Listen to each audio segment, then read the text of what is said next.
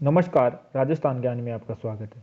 आज हम बात करेंगे आमेर के कछवाहा वंश की और जानेंगे उनके प्रमुख राजाओं के बारे में। तो चलिए शुरू करते हैं। राजस्थान के पूर्वी भाग में जहाँ ढूंढ नदी बहती है, उस क्षेत्र को ढूंढाड़ के नाम से जाना जाता है और यहीं पर 1137 में दुल्ला ने कछवाहा वंश की स्थापना की।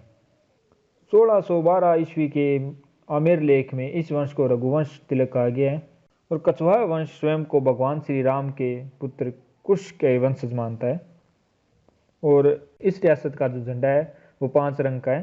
तो अब बात करते हैं इनके सबसे पहले शासक दुले राय की। दुले राय सोरदेव जी जो मध्य प्रदेश के नरवर क्षेत्र के शासक थे, उनका पुत्र था।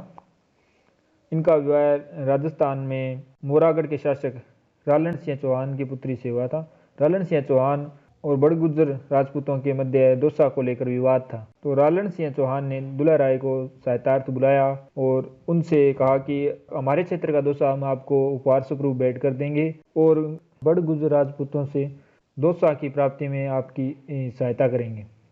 दुला राय ने इनकी बात मान ली और दोसा पे आक्रमण कर दिया। दुला राय की विजय हुई और इन्होंने दोसा को अपनी राजधानी बनाया। इसके बाद 1170 में मीणों से युद्ध करते समय दुला राय मारा गया व इसका पुत्र कोकिल देव अगला शासक बना। 1207 में कोकिल देव ने आमेर मीणाओं से छीन लिया और उसे अपनी राजधानी बनाया, जो अगले लगभग 520 वर्ष तक कछवाहा वंश की राजधानी रही।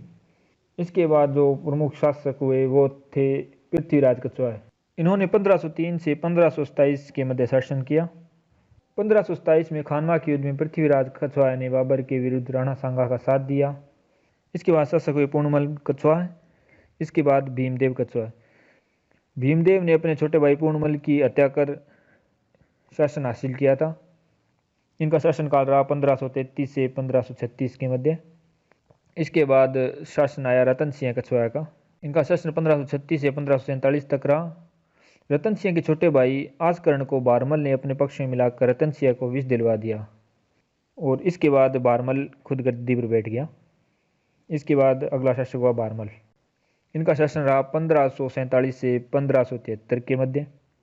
ये वो पहला शासक था जिसने मुगलों की अधीनता स्वीकार कर ली थी और अपनी पुत्री हरकाबाई का विवाह अकबर के साथ कर दिया। हरकाबाई ने सलीम को जन्म दिया। सलीम ने हरकाबाई को मरियम उज़्मानी की उपाधि प्रदान की। कुछ एक इतिहासकारों का मानना है कि हरकाबाई इनकी वास्तविक पुत्री नहीं थी